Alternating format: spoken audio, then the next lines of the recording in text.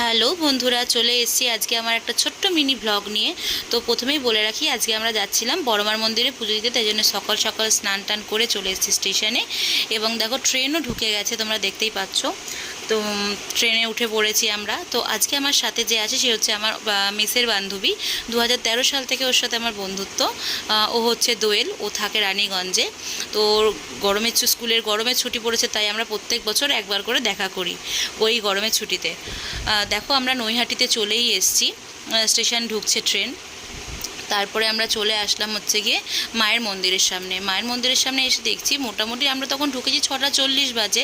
তো সেই সময় ঢুকে দেখছি মোটামুটি 150 জনের মতো লাইন তো হবেই। তো ভাবতে পারিনি যে এত তাড়াতাড়ি বা এত ভালোভাবে মায়ের পুজো দেবো। যাই হোক, সবই মায়ের আশীর্বাদ। তো আমরা একটুখানি লাইনে দাঁড়িয়ে একটু সময় পেয়েছি। তো আমাদের মেয়েদের যেটা ক্রাইটেরিয়া সেটা হচ্ছে একটু সেলফি তো তুলতেই লাগবে, ঠিক কি না? তো দেখো আস্তে আস্তে লাইনটা তোমাদের দেখাচ্ছি। সত্যি বলছি, ভাবতে পারিনি যে আমরা এত তাড়াতাড়িভাবে লাইনে সুস্থভাবে এত ভালোভাবে পুজো দিতে পারবো। তো সেই সেই মুহূর্ত এলো যেখানে মায়ের মন্দিরটা খুলেছে 7:10 নাগাদ, এবং সেখানে আমরা ঢুকছি দেখো।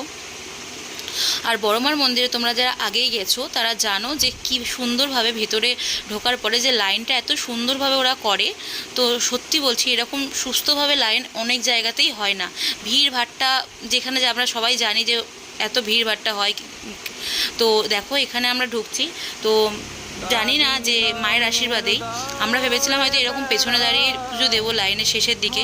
তো জানি না, একদম মানে যিনি লাইন করাচ্ছিলেন, তো একটা লাইন শেষ হলো, তো আমরা একদম গেলাম মায়ের সামনে। দেখো একদম মায়ের সামনে গিয়ে পুজোটা দিতে পারলাম, এবং তারপরে দিলাম পুষ্পাঞ্জলি। একদম ওই লাইনের প্রথমেই ছিলাম আমরা, একদম পুষ্পাঞ্জলি দিলাম। মায়ের পুজোটা খুব শান্তি করে দিলাম। পুজো দেওয়া কমপ্লিট হয়ে গেল, এবং মায়ের ফটো তোমাদেরকে দেখালাম। তো ভিডিওটা কেমন লাগলো প্লিজ প্লিজ প্লিজ জানিও তোমরা।